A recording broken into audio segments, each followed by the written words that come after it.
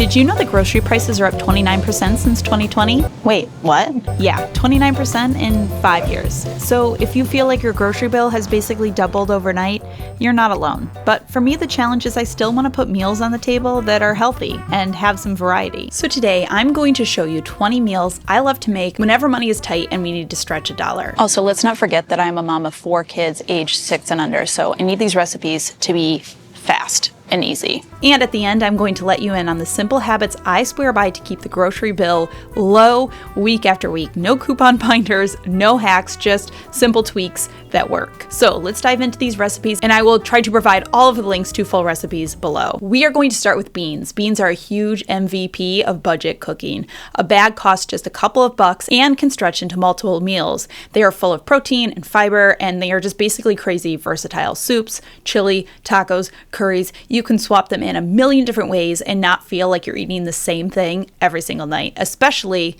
because there's so many different kinds of beans. So here are a few of my favorite standbys.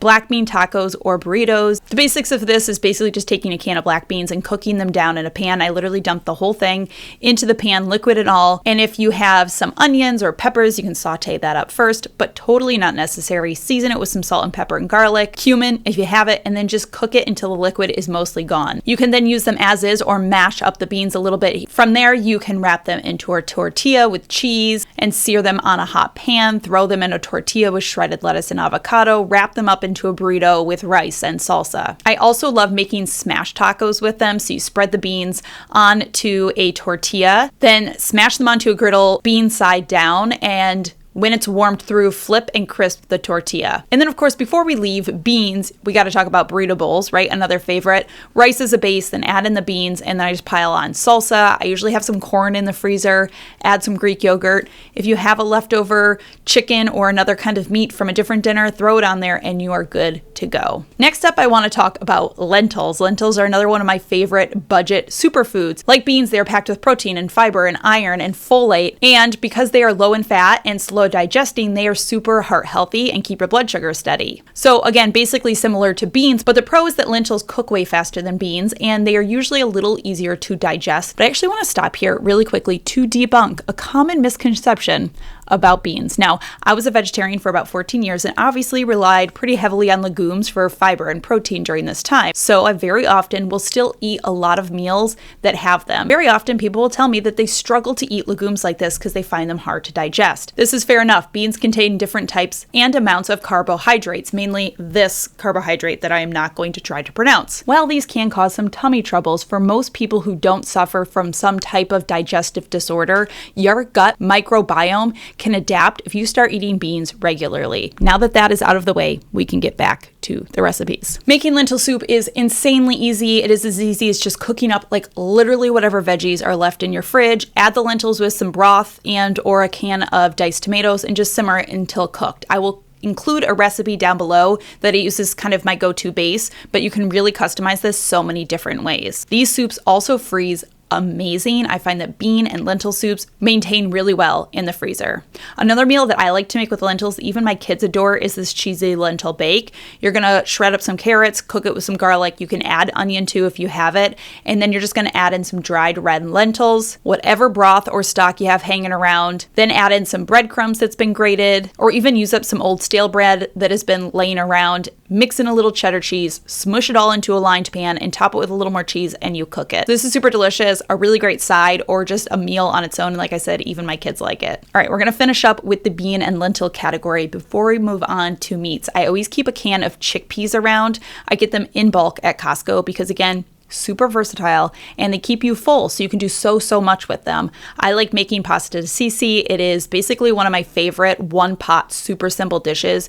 You basically cook down some tomatoes, then you throw in your pasta with some broth. You keep it simmering until your pasta cooks. You can add in some garlic and some tomato paste, and at the very end you mix in chickpeas. Sometimes I'll pull the pasta before I add the chickpeas for my kids that are a little more finicky. You can top this with some Parmesan cheese and it is so delicious and filling. filling and so stinking easy. I also love chickpea soup. A lemon chickpea soup comes together so quick and is really delicious. And another staple I make pretty much at least once a month is a different version of some type of chickpea salad. So I'll take chickpeas, I'll rinse them well, and then I'll just mix in like some olive oil, garlic, parsley, salt, maybe some red onion if I have it. If you have some pine nuts or pepitas, if you got some feta, you can mix that in, basically kind of whatever I have around. And then I eat that for lunches, either on top of salads or as is. You can even slightly smash up the chickpeas and have like a chickpea salad sandwich. All right, let's move on to meats. And let's start with some of the classics like a sheet pan meat and veggies. These are so versatile depending on what meat was on sale or maybe whatever I have to use up in my freezer. And then the same with veggies. It's just such a great way to use up stuff you already have that you need to get through so you don't have to worry about food waste and so that you can maybe save a little money by using stuff that you already got in the freezer. I will literally take a look at what's in my fridge, type that into Google with the words sheet pan afterwards, and almost always something will come up. So it could be sausage, chicken, pork, meatballs, then throw the veggies on there, some salt, some pepper, some olive oil. You could mix in some pesto. You can drizzle on some honey mustard, throw on a balsamic marinade or some teriyaki, and then you just cook it until it's done. I love a good chicken thigh bake. Typically, chicken thighs are one of the cheaper chicken choices, like definitely compared to like boneless breasts. And there are so many different ways that you can do a one-pot meal with chicken thighs. Next up is salsa chicken. This is one of my favorite go-to crock-pot meals. Literally, it's chicken, a jar of salsa, some rice, and water or broth. You put in the crock pot and you cook it till it's done. I will typically pull the chicken out, shred it a little, and then put it all together. But when it cooks all together, the rice kind of gets creamy in this really delicious way. And then you just top it with like some cheese or sour cream. Add some beans if you have it, tortilla chips. It's so good. It is my like go-to when I have a super crazy busy day. Chili obviously is another go-to for us because you can really stretch a small amount of meat here by filling it out with beans and tomatoes. It is always very hearty. It's really filling. It is easy to customize so many different ways depending on what you have. I also love doing chili if maybe like one day I made burgers or tacos and I didn't use up all of the ground meat. It's a great way to stretch that meat and use it up. Another simple meal I love if I have a little like leftover chicken is like a simple teriyaki chicken. So you just throw your leftover chicken in a bag right then with some soy sauce, some garlic, a little brown sugar, throw it in the fridge or freezer, and then when you're ready, pan fry it up. Serve it with some rice or whatever veggies you have around. I always keep frozen broccoli on hand, and here's my little hack to make frozen broccoli not suck. You want to oven roast it from frozen. It'll help remove the excess moisture so it is not a mushy, disgusting, flavorless mess. Add some salt and garlic and you are good to go. Finally, I like to buy a whole chicken. Typically, a whole chicken is the cheapest way to buy a chicken. And my favorite way to use up a whole chicken is actually to boil it, which I know sounds like really gross and bland, but stick with me, okay? So in a huge pot, you're gonna put in the chicken, you're gonna cover it with water, and then throw in a ton of veggies and aromatics like rosemary, garlic, bay leaves. A hack that I love here is I save scraps of veggies as I'm cooking them. So like the end of a carrot, the peels of a zucchini, the leftover bits of my garlic, whatever, I keep them in a big bag in the freezer. So then when I'm ready to make broth, I have this and I just throw it into the pot. You're gonna simmer this all until the chicken is fully cooked through and then remove it from the liquid. You now have beautiful homemade broth for soups. Seriously, the juiciest, most tender chicken that you can use for all week long in your meals. I know boiled chicken doesn't sound that appealing, but trust me, it is so good. And I love that it doesn't dry out the chicken, which just makes it so much easier to repurpose it for meals throughout the week. All right, finally, let's move on to veggie-based meals. Vegetable curry is such an easy go-to for me. You just take one pan, you cook up some garlic, mix in your curry powder, pour in a can of coconut milk, some chickpeas, and frozen veggies, and you simmer it for like 15 minutes until it's done. You could even swap out the coconut milk for like diced tomatoes, and then like mix in a little yogurt when you take it off the heat. Eat it as is or with rice. Another veggie staple is baked potatoes. I will do regular russet potatoes or sweet potatoes, and then you can top them with tons of stuff. Greek yogurt, black beans, broccoli, corn, sauteed mushrooms, onions. I love doing different Mediterranean toppings with sweet peas like chickpeas and then like a tahini sauce. I make a veggie soup or stew basically once a week when it's the winter. Root veggies like carrots, potatoes, turnips can be really affordable while making a meal feel super filling. I just kind of chop it up, whatever I got, saute it for a little bit, add some seasoning, throw in some broth, add in a can of tomatoes or some coconut milk, season it really well, and you are good to go. And at this point, if you want to add some protein, you can do that now. You can throw in raw chicken breast at the start, let it simmer with all of those veggies, remove it and cube it at the very expand and put it back in. Homemade pizza night is also another really big one in our house. Flour and yeast make a really simple dough for literal pennies.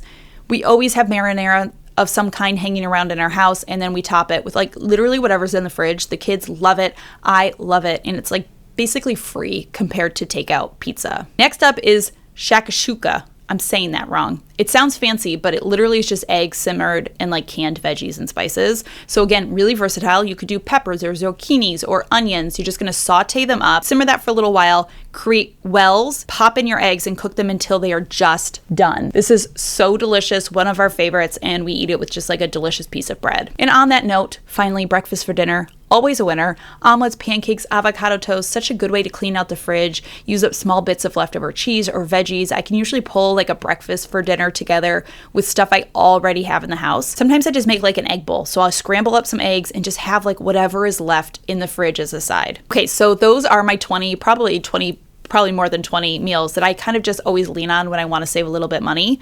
But as promised, let's talk about some of my best cost-cutting tricks to keeping my grocery spending low just week after week after week. Now, the number one thing that I swear by that I feel like nobody talks about enough when it comes to saving money on groceries is planning. Taking just 20 minutes once a week to plan out your meals means you can get everything you need in one grocery trip. You're not running in on a Tuesday or swinging by on a Wednesday to grab just one thing, because for me, I don't know about you, for me, it's these quick little trips that always blow my budget every single time. So a tiny bit of planning goes a long way. You're able to really see exactly how much you are spending that week on your groceries before you even do it. And I feel like that step is even more important than actually picking super budget meals. Next up, bulk basics, right? This is a no-brainer. Rice, beans, oats, flours, potatoes, canned veggies. These things last forever when they're stored properly. I get mine at Costco because it's just the most bang for your buck. I typically go to Costco not for like the fun snacks and other things that people like. I get my bulk stuff here. My next hack is avoid the snack aisle. Truly, snacks are going to eat up your budget way faster than pretty much anything else. Of course, we keep some snacks in our house, but I really try to keep it minimal. I really try to pick like 2 or 3 things that are going to be the snack for that week. Not to mention, I find that snack foods turn my kids into snackers more than meal eaters, and then we end up with more food waste, which is just money waste, and so I try to keep the snacks minimal. Next, think of meat as a flavor, not as a main event. So meat obviously can be very pricey, so I try to stretch meat when I can, using fillers like rice or bread or potatoes. If you rely heavily on meat, try using a meatless meal once a week to sort of get creative and try different things out. Well, that's what I get for trying to get a really cool shot while holding a baby at the same time. Lean on cheap flavor boosters like onions, garlic, dried herbs. When it's warm out, I always grow like parsley and basil. You do not need a green thumb, I can assure you, because I do not have one. And to have like a handful of fresh parsley on soup, it changes everything. It's so much more delicious, and it was free basically if you are growing it in your own kitchen. Something that I always keep in my freezer is frozen onions. It's just such an easy way to add flavor. And a thing of frozen onions I will stretch through tons of meals, and I think I paid maybe $2.50 for a bag.